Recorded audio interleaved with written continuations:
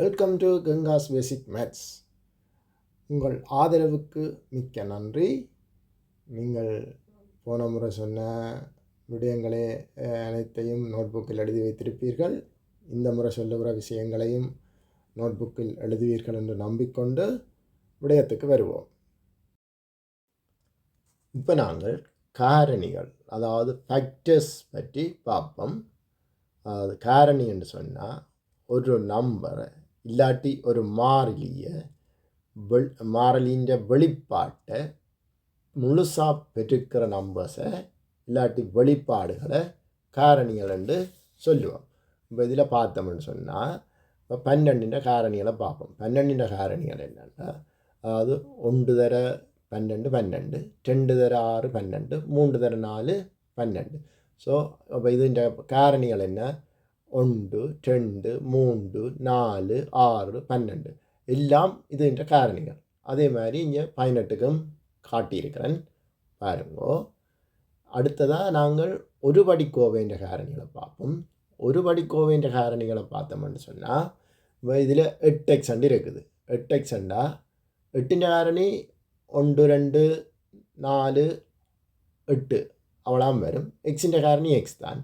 அப்போ இது என்னென்னு கண்டுபிடிக்கிறேன்டா, 8x இப்படி எப்படி பிரித்து போடலாம். அதாவது 2 தர எக்ஸ் 2 தர எக்ஸ் 4 தர எக்ஸ்ன்னு போடலாம். இல்லாட்டி ஒரு எக்ஸ் 2x 4 1 தர 4 அப்படி போடலாம். அதே மாதிரி இதில் சொல்லி இருக்குது மற 12 a வர்க்கம் b அண்டு. அதுன்ற காரணிகள் என்ன வரப்போகுது? 1 2 3 4 6 12 a வர்க்கம் b -1 அது கூட ஒரு காரணியாக வரும்.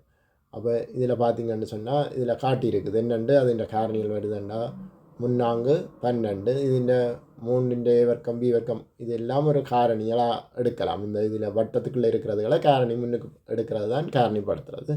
அதே மாதிரி 15xy செட்டுக்கும் காட்டியிருக்கிறேன்.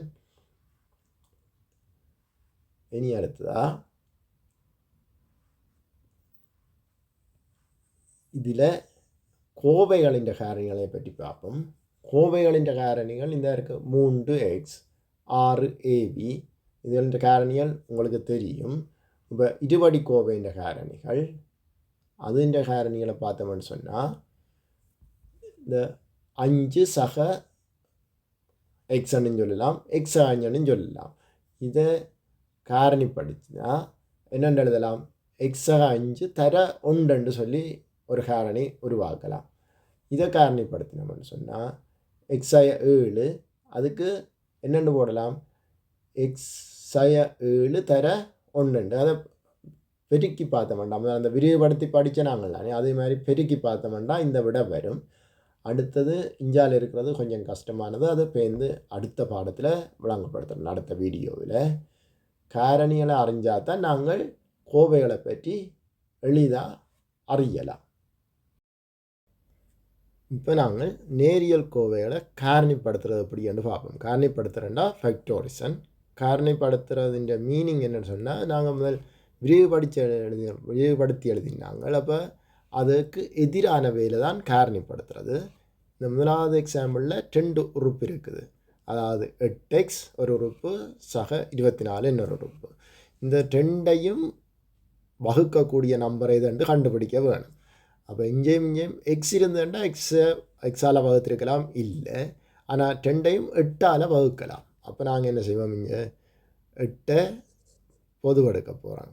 காரணிப்படுத்துகிறேன்னா ப்ராக்கெட்டுகளை போடுறது தான் விளையாட்டு. 8ஆல் இதை வகுத்தமெண்டா மிச்சம் 8x 8ஆல் வகுத்தா மிச்சம் எக்ஸ் மட்டும் மிஞ்சும் சக இது 8ஆல் வட்டால் 3 8 24 வாய்பாடு பாடமாக்கி வச்சுருப்பீங்க. ஸோ இவ்வளோதான் வேலை காரணிப்படுத்துறது. அடுத்தது இதில் பார்த்தோம்னா இதில் இது 2ஐயும் 5ஆல் வகுக்கலாம், y இல்லை. ஸோ 5ஆல் இதை வகுத்தோம்னா அப்போ 5 இதில் 2 மிச்சம். அது மிச்சம் என்ன? 2. இதுன்ற ஈவு வந்து 2, I 2 10, y அப்படியே வரும் -3 5 15. இவ்வளோதான் வேலை. அடுத்தது இதில் பார்த்தோம்னா 2ஆல் வகுக்கலாம், வேறு ஒன்றாலையும் வகுக்கலாம். அப்போ 2 2 6 அப்போ 3 எம். இங்கே சில பேர் இதை வகுத்தாச்சு 2ஆல் பிரித்தா ஒன்று தானே போட தேவையில்லை நினைப்பினோம், கட்டாயம் போடணும். இங்கே 1 சொன்னால் அப்போ 3 சக 1 போடணும் கட்டாயம். இது அடிக்கடி மாணவர்கள் பிளவுற இடம் இது. அடுத்தது இதில் 3 உறுப்பு இருக்குது. அப்போ 3க்கும் பொதுவானது தான் நாங்கள் கண்டுபிடிக்கணும். 14 7 21 3ஐயும் பார்க்கக்கூடியது 7 தான். எல்லாத்துலேயும் இருக்கோண்டா இல்லை. ஸோ 7 14 2 ஆ மைனஸ் இதில் 7ஆல் பிரித்தாச்சு. இப்போ ஒரு பி என்ற எழுதுறையில் ஒன்று போட தேவையில்லை. பி சக 7 21. அடுத்தது இதை பார்ப்போம். இதில் இங்கே பாருங்க, இதில் இங்கேயும் வையாலேயும் வகுக்கலாம், அதே நேரம் 5ஆலேயும் வகுக்கலாம். அப்போ 5 வை வெளியில் எடுத்துட்டோம். 3 15. அப்போ 3 வை வர்க்கம் என்ற அர்த்தம் வைதர வை வர்க்கம் என்ற அர்த்தம் என்ன, வைதர வை. அப்போ இதில் ஒரு வை போயிட்டுது, இன்னொரு வை உள்ளுக்க நிற்கும். மைனஸ் 5 வை 5 வையால் வகுத்தா 1 மறக்கக்கூடாது, கட்டாயம் போடணும். இங்கே பார்த்தோம்னா இது 2ஐயும் எக்ஸால் வகுக்கலாம். அப்போ எக்ஸை பொதுவு எடுக்கிறோம். ஒரு எக்ஸ் தான் மிச்சம் இருக்குது, மற்றது எக்ஸால் வகுத்தா 1 கட்டாயம் போட வேணும். அடுத்தது இப்போ இது ஒரு பிரேக்கெட்டோடையே இருக்குது ஏற்கனவே. அப்போ இங்கே பார்த்தோம்னா இங்கே எக்ஸ் இருக்குது, இங்கே 3 இருக்குது. ஆனால் பிரேக்கெட்டுகளில் x2 x2 இருக்குது. அப்போ 2க்கும் பொதுவாக இருக்கிறது x2 தான். ஏன்னா எக்ஸால் இதை பெருக்கப்படுது, இது 3ஆல் பெருக்கப்படுது. அப்போ எக்ஸ் மைனஸ் 2 பிரேக்கெட் இன்னொரு பிரேக்கெட்டை தொடங்கி இதில் எக்ஸ் மைனஸ் 2 போயிட்டுதுன்னு சொன்னால் மிச்சமாக இருக்கிறது எக்ஸ் ப்ளஸ் இதுலேயும் எக்ஸ் மைனஸ் 2 போயிட்டுதுண்டா மிச்சமாக இருக்கிறது 3. ஸோ இதுதான் விட. அடுத்ததான் இங்கே பார்த்தோம்னா இங்கே எக்ஸாக 3. So easy. எக்ஸாக 3 பொது எடுக்கிறோம். இது ஒரு பிரேக்கெட்டுக்கு எழுதுகிறோம், மற்ற பிரேக்கெட்டுக்கு y இருக்குது மைனஸ் 1. ஏன்னா எக்ஸாக 3ஆல் வகுத்தமெண்டா 1. அப்போ சய 1. அடுத்து இங்கே பார்த்தோம்னா இதில் 4 உறுப்பு இருக்குது. அப்போ 4 உறுப்புலையும் நாங்கள் பொதுவானது ஒன்றும் இல்லை. அப்போ என்ன செய்வோம்னா இந்த முதல் 2 உறுப்புலையும் பார்த்தோம்னா எக்ஸ் இருக்குது, அடுத்த 2 உறுப்புலையும் பார்த்தோம்னா 3 இருக்குது. அப்போ நாங்கள் என்ன செய்வோம், இதில் எக்ஸை பொதுவடுத்தோம்னா y சக சட் வருது.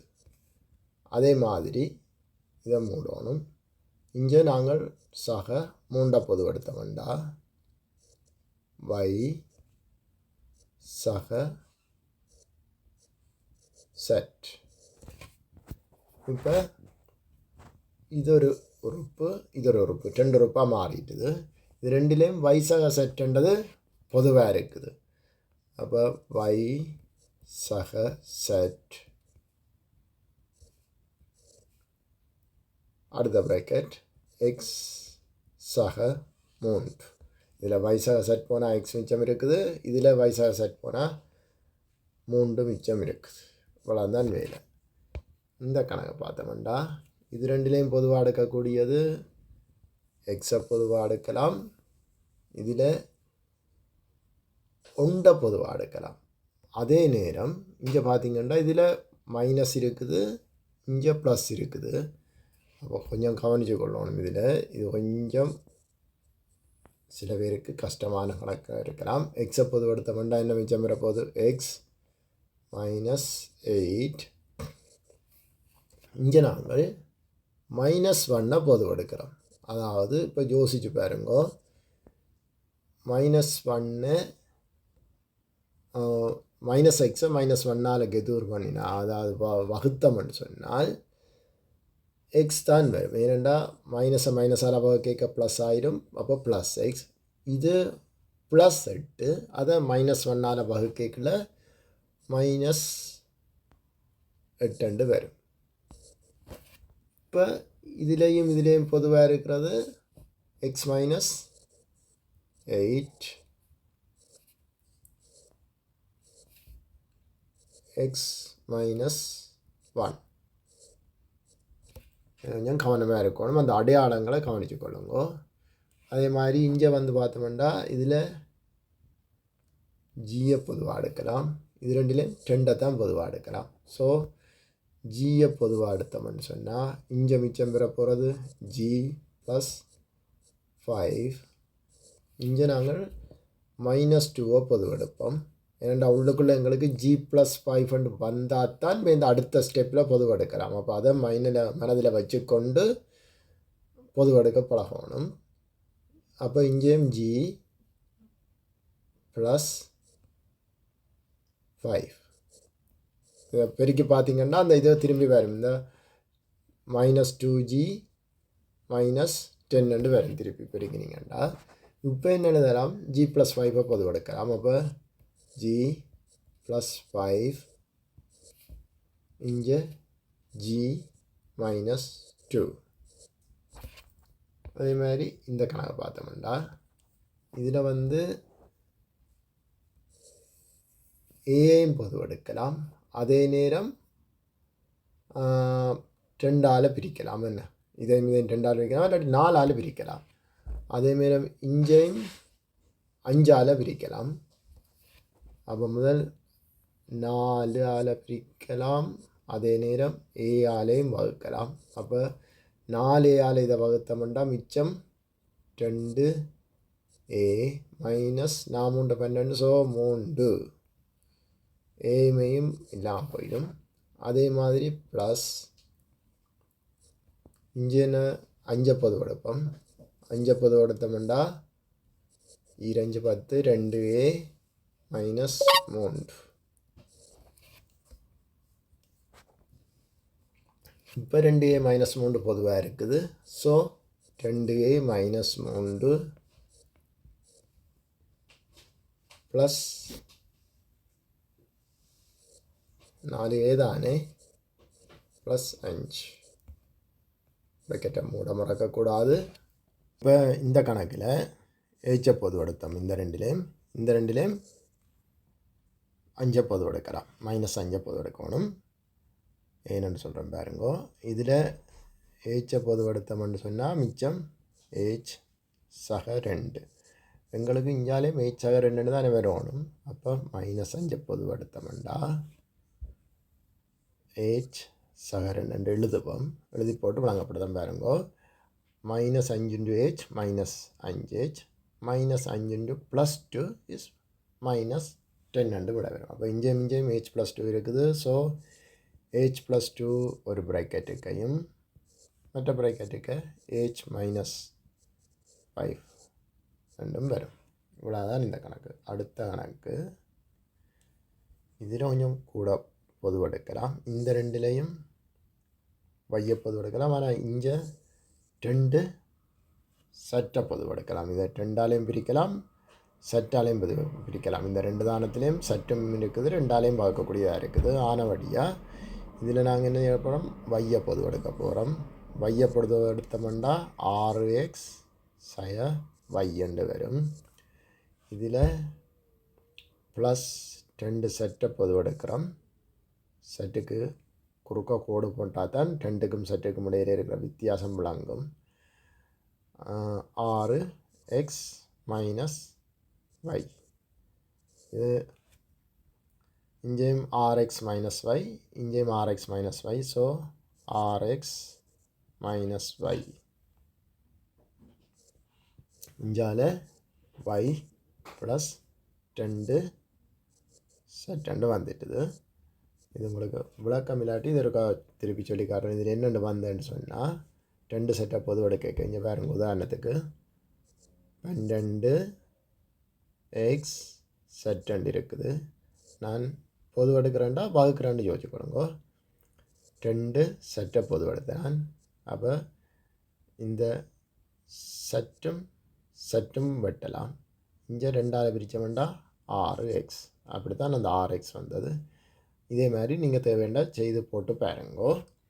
இப்போ உங்களுக்கு வீட்டில் செய்து பார்க்குறதுக்கு ப்ராக்டிஸுக்கு ஒரு 4 கணக்கு தந்திருக்கிறேன். அதை நீங்கள் வீட்டில் செய்து பாருங்கோ. இன்னும் நிறைய கணக்குகள் எடுத்து செய்தால் தான் புது புது பிரச்சனைகள் தெரிய வரும், எக்ஸ்பீரியன்ஸ் வரும், கெதியில் செய்யலாம். இதோட இந்த வீடியோவை முடிச்சுக்கொண்டு மீண்டும் அடுத்த வீடியோவில் சந்திப்பதற்கு நீங்கள் செய்ய வேண்டியது சப்ஸ்கிரைப் செய்து பெல் பட்டனை அழுத்த வேண்டியது தான்.